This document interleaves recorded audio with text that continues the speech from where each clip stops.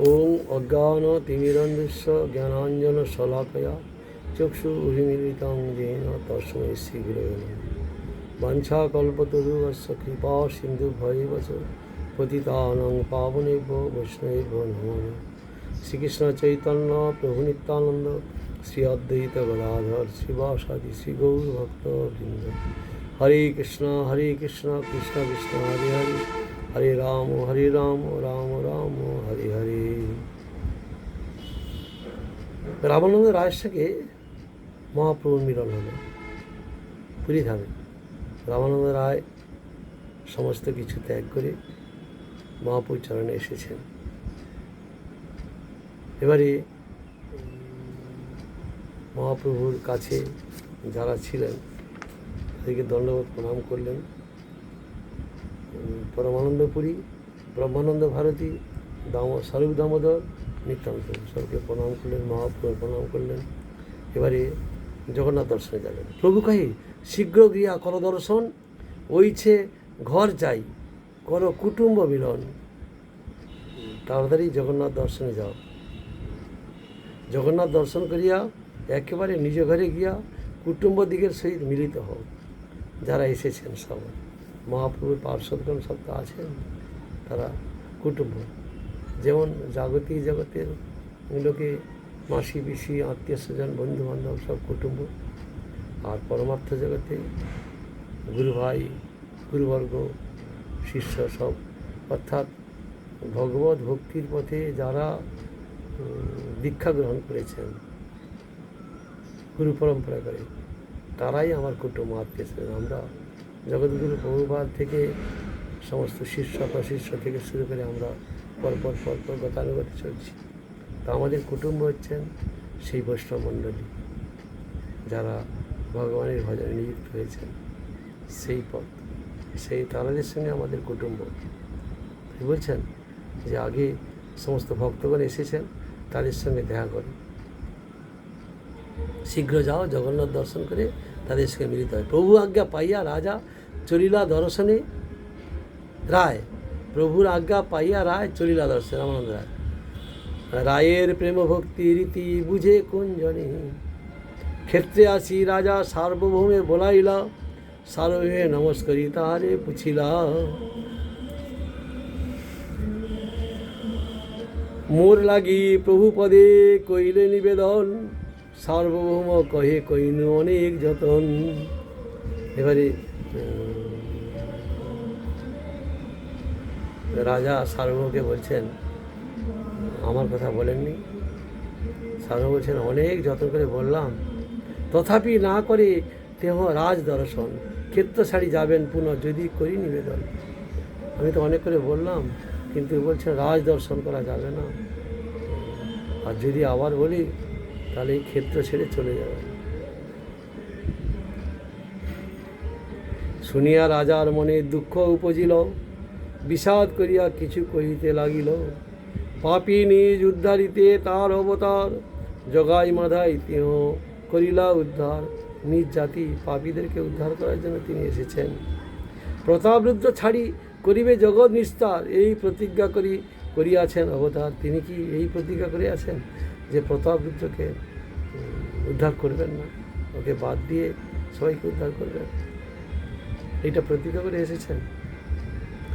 অদর্শনীয়ানপি নিচ জাতিন সংবিক্ষতে হন্ত, তথাপি no mom মদিক বর্জং কৃপয়িষ্যতীতি, নির্ণীয় king so অবতার দেব। অদর্শনীয় নিজ জাতি সকলকে দর্শন দিতেছেন, তথাপি আমাকে দর্শন দিবেন না। আমা ব্যতীত সকল জীবকে কৃপা করিবেন, ইহাই স্থির করিয়া তিনি কি অবতীর্ণ হইয়াছেন? রাজা মনে মনে দুঃখ পেয়ে বলছেন, বলে আমাকে উদ্ধার করবেন, সবাইকে উদ্ধার করছেন, এটা প্রতিজ্ঞা করে। তার প্রতিজ্ঞা মোরে না করিবে দর্শন, মোর প্রতিজ্ঞা তাহা বিনা ছাড়িব জীবন। তিনি প্রতিজ্ঞা করেছেন আমাকে দর্শন দিবেন, আর আমি প্রতিজ্ঞা করছি তার দর্শন না পেলে, তাকে না পেলে আমি জীবন ছেড়ে দেবো, ত্যাগ করব। যদি সেই মহাপ্রভুর না পাই কৃপাধন, কিবা রাজ্য কিবা দেহ সব কারণ। এই রাজ্য এই দেহর কী দাম আছে যদি ভগবানেরকে না দেখতে পেলাম, ভগবানের সেবায় না নিযুক্ত হতে পারলাম, তাহলে এই জীবনের কী দাম আছে? এত শুনি সার্বভৌম হইলা চিন্তিত, রাজার অনুরাগ দেখি হইলা বিস্মিত। হচ্ছে সার্বভৌমটা যে চিন্তা করছেন, রাজা দর্শন দিবেন না, ভগবান মহাপ্রভু দর্শন দিবেন না, রাজা বলছেন না দর্শন দিলে সব কী হবে, আমি জীবন ত্যাগ করে দেব। ভট্টাচার্য কহে, দেব না কর বিষাদ, তোমারে প্রভু অবশ্য হইবে প্রসাদ। সান্ত্বনা দিচ্ছেন ভট্টাচার্য, তোমাকে প্রভু অবশ্যই কৃপা করবেন, তুমি চিন্তা করো না, দুঃখ করো না। দেহ প্রেমাধীন তোমার প্রেম গাঢ়তর, অবশ্য করিবেন কৃপা তোমার উপর। ভক্ত প্রেমের অধীন, ভক্তের প্রেমের অধীন ভগবান, ভক্ত বৎসল ভগবান, ভগবান ভক্তের প্রেমের অধীন। তোমার প্রেম যে গাঢ়, অবশ্যই মহাপ্রভু তোমাকে দর্শন দিবে, তুমি চিন্তা করো না। তথাপি কহিয়ে আমি এক উপায়, এই উপায় কর প্রভু দেখিবে যাহায়। রথযাত্রা দিনে প্রভু সব ভক্ত লইয়া, রথ আগে নৃত্য করিবেন প্রেমাবিষ্ট হইয়া। প্রেমাবেশে পুষ্প দানে করিবেন প্রবেশ, সেই কালে একলে তুমি ছাড়ি রাজবেশ। তাহলে রথযাত্রা যখন হবে তখন পুষ্প উদ্যানে যাবেন, সেখানে বিশ্রাম করবেন। সেই সময় তুমি রাজবেশ ত্যাগ করে সাধুর বেশ করে সেখানে যাবে। কৃষ্ণ রাস পঞ্চাধ্যায় করিতে পঠন, একলে যাই মহাপ্রভু ধরিবে চরণ। শ্রীমদ্ ভাগবতে কৃষ্ণের রাস পঞ্চাধ্যায়ের কবিতাগুলি পাঠ করিতে করিতে আপনি একলা গিয়া মহাপ্রভুর চরণ ধরিবেন, এই বুদ্ধিটা দিচ্ছেন। বাহ্য জ্ঞান নাহি সে কালে কৃষ্ণ নাম শুনি, আলিঙ্গন করিবেন তোমায় বৈষ্ণব জানি। তখন তো বাহ্য জ্ঞান নেই, কে এসেছে দেখবেন না, দেখছেন বৈষ্ণব এসেছেন, মানে এই বৈষ্ণব জ্ঞানে তোমাকে আলিঙ্গন করবে। রামানন্দ রায় আজি তোমার প্রেমগুণ, প্রভু আগে কহিতে প্রভুর ফিরি গেল মন। আজকে রামানন্দ রায় মিলন হয়েছে, প্রভুর সঙ্গে তোমার গুণগান করেছেন, মহাপ্রভুর মন পরিবর্তন হয়েছে। শুনি গজপতির মনের সুখ উপজিল, প্রভুরে মিলিতে এই মন্ত্রণা দিল কহিল। সার্বভৌম যেরকম বলেছেন এইটাই পথটা ঠিক, প্রভু চিন্তা ভাবনা করলেন গজপতি রাজা যে এইভাবেই মহাপ্রভুর সঙ্গে মিলিত হতে হবে। স্নান যাত্রা কবে হবে পুছিল ভট্টেরে, ভট্ট কহে দিন তিন আছে যাত্রারে। রাজা বলছেন স্নান যাত্রা কবে, জগন্নাথের স্নান যাত্রা 3 দিন বাকি আছে। রাজারে প্রবোধিয়া ভট্ট গেলা নিজালয়, স্নানযাত্রা দিনে প্রভুর আনন্দ হৃদয়। স্নানযাত্রা দেখি প্রভুর হইল বড় সুখ, ঈশ্বরের অনবসরে পাইল বড় দুঃখ। স্নানযাত্রায় নিয়ম আছে, স্নানযাত্রা হইলে রথ পর্যন্ত এই 15 দিন অনবসর কাল দর্শন দিবেন না। মহাপ্রভু স্নানযাত্রা দর্শন করেছেন, খুব আনন্দ পেয়েছেন, কিন্তু আর যে 15 দিন দর্শন হবে না, এর জন্য প্রভুর মনে দুঃখ। গোপীভাবে বিরহে প্রভু ব্যাকুল হইয়া, আলালনাথে গেলা প্রভু সবারে ছাড়িয়া। অনবসর সময়ে জগন্নাথ দর্শন না পাইয়া প্রভু কৃষ্ণ বিরহে ব্যাকুল অবস্থায় আলালনাথে গিয়া থাকিতেন। এই 15 দিন মহাপ্রভু জগন্নাথ দর্শন না পেয়ে আলালনাথে যে দর্শন করতেন, থাকতেন। কারণ আলালনাথ হচ্ছে নারায়ণ বিগ্রহ, চতুর্ভুজ মূর্তি, কিন্তু মহাপ্রভুর কাছে তিনি সেই কৃষ্ণভাবে তিনি দর্শন করতেন। পাছে প্রভুর নিকট আইলা ভক্তগণ, গৌর হইতে ভক্ত আইসে কইল নিবেদন। সার্বভৌম নীলাচলে আইলা প্রভু লইয়া, প্রভু আইলা রাজ ঠাঁই করিলেন গিয়া।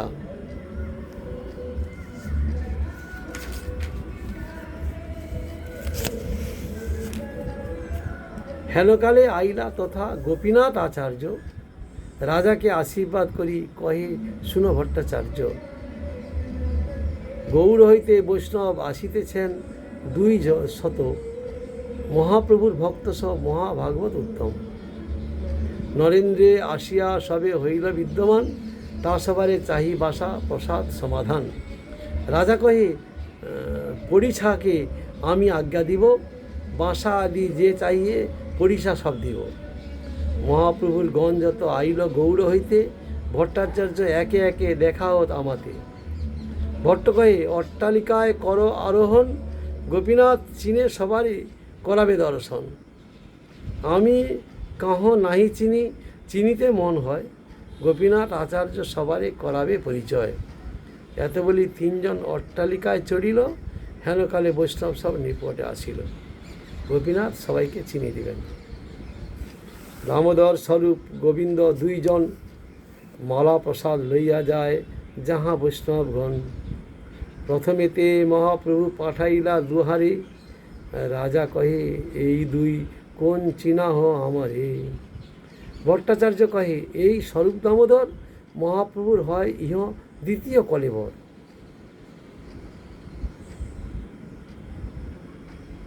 নরেন্দ্র নামক পুষ্করিণী, যাহাতে চন্দনযাত্রা উৎসব হয়। আজও গৌরীয় ভক্তগণ পুরুষোত্তমে প্রবেশ করত নরেন্দ্র পুষ্করিণীর জলে হস্তপদ ধৌত করিয়া মন্দিরে যান।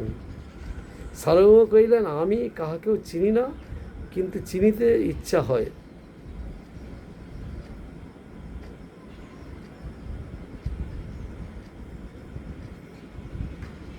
গোবিন্দ আচ্ছা আদৌ মালা অদ্বৈতের স্বরূপ পরাইল, পাছে গোবিন্দ দ্বিতীয় মালা আনি তারে দিল। তবে গোবিন্দ দণ্ডবোধ করিল আচার্যেরে, তারে নাহি চিনে আচার্য পুছিল দামোদরে।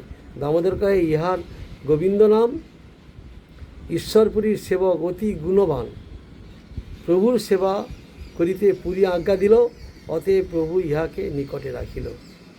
ঈশ্বরপুরীপাদেরই শিষ্য, কিন্তু মহাপ্রভুকে সেবার কথা বলে গেছেন এই গোবিন্দকে, যে তুমি তোমার গুরু ভাই শ্রীকৃষ্ণ চৈতন্যের সেবা করো। গুরুদেব বলে গেছেন বলে মহাপ্রভু একে অঙ্গীকার করেছেন, মহাপ্রভু সেবা করেন, এর নাম গোবিন্দ। রাজা কহে যারে মালা দিল দুইজন, আশ্চর্য তেজ বড় মহন্ত, কহ কোনজন। দুজনকে মালা পরানো, এরা দুজন কারা? কারণ দর্শনে পবিত্র করে এই তোমার গুণ, আর সেখানে স্পর্শ হচ্ছে আরও আনন্দ আকর্ষণ। আচার্য কহে ইহার নাম অদ্বৈত আচার্য, মহাপ্রভুর মান্যপাত্র সর্ব শিরোধার্য। মহাপ্রভুর মান্যপাত্র, মহাপ্রভু এনাকে মান্য করেন। শিবাস পণ্ডিত ইহ পণ্ডিত বক্রেশ্বর, বিদ্যানিধি আচার্য ইহ পণ্ডিত গদাধর, আচার্য রত্ন ইহ পণ্ডিত পুরন্দর, গঙ্গাদাস পণ্ডিত ইহ পণ্ডিত শঙ্কর, এই মুরারিগুপ্ত ইহ পণ্ডিত নারায়ণ, হরিদাস ঠাকুর ইহ ভুবন পাবন, এই হরিভট্ট, এই শ্রী নৃসিংহানন্দ, এই বাসুদেব দত্ত, এই শিবানন্দ, গোবিন্দ মাধব ঘোষ, এই বাসু ঘোষ, তিন ভাইয়ের কীর্তনে প্রভু পায়ের সন্তোষ। রাঘব পণ্ডিত ইহ আচার্য নন্দন, শ্রীমান পণ্ডিত এই শ্রীকান্ত নারায়ণ,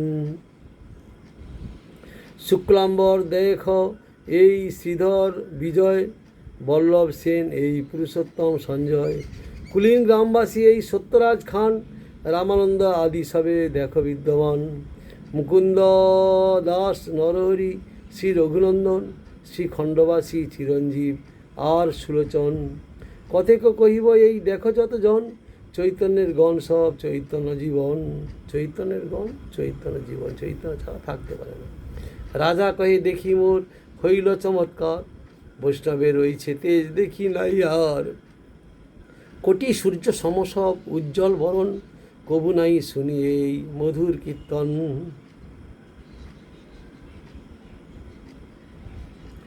ওইছে প্রেম ওইছে নিত্য ওইছে হরিধ্বনি, কাহা নাই দেখি ওইছে কাহা নাই শুনি। ভট্টাচার্য কহে এই মধুর বচন, চৈতন্যের সৃষ্টি এই প্রেম সংকীর্তন। সংকীর্তন রাস, দ্বাপর যুগে রাসলীলা হয়েছিল, কলিযুগে মহাপ্রভু সংকীর্তন রাস করছেন সবাই মিলে। অবতারী চৈতন্য কইল ধর্ম প্রচারণ, কলিকালে ধর্ম কৃষ্ণ নাম সংকীর্তন, কৃষ্ণ নাম সংকীর্তন নিয়ে এসেছে। এনেছি ঔষধি মায়া নাসিবার লাগি, হরিনাম মহামন্ত্র লও তুমি মাগি। সংকীর্তন যজ্ঞে তারে করে আরাধন, সেই তো সুমেধা আর কলি হতজন। কলিকালে সংকীর্তন যজ্ঞে যিনি কৃষ্ণ চৈতন্যকে আরাধনা করেন তিনিই সুমেধা। যাহারা সেরূপ ভজন করে না সে সকল ব্যক্তি কলিহত, অর্থাৎ কলি কর্তৃক হতবুদ্ধি। সংকীর্তন যজ্ঞে যিনি শ্রীকৃষ্ণ চৈতন্যকে আরাধনা করেন তিনি সুমেধা। কলিকালে সত্যযুগে ধ্যান, ত্রেতা যুগে যজ্ঞ, দ্বাপর যুগে অর্চন, যা ফল কলিকালে হরিনাম সংকীর্তনে তাহাই মিলবে। কলিকালে কলিযুগের ধর্ম নাম সংকীর্তন, এতদর্থ অবতীর্ণ শ্রী সচিনন্দন, যার জন্য কলিযুগটা শ্রেষ্ঠ। হরিনাম সংকীর্তন করলে ভগবানকে লাভ করা যাবে। আর যারা হরিনাম সংকীর্তন করে না কলিযুগে, তারা ভগবানকে লাভ করতে পারে না। তারা কলি কর্তৃক হতবুদ্ধি, তাদের বুদ্ধি নষ্ট হয়ে গেছে, কারণ তারা ভগবানের আরাধনা করে না। সংকীর্তন যজ্ঞে তারে করে আরাধন, সেই তো সুমেধা আর কলি হত জন। কৃষ্ণ বর্ণং তিসা কৃষ্ণং সাঙ্গ উপাঙ্গস্থ পার্শ্বদম, যজ্ঞই সংকীর্তন প্রায় যজন্তি সুমেধস।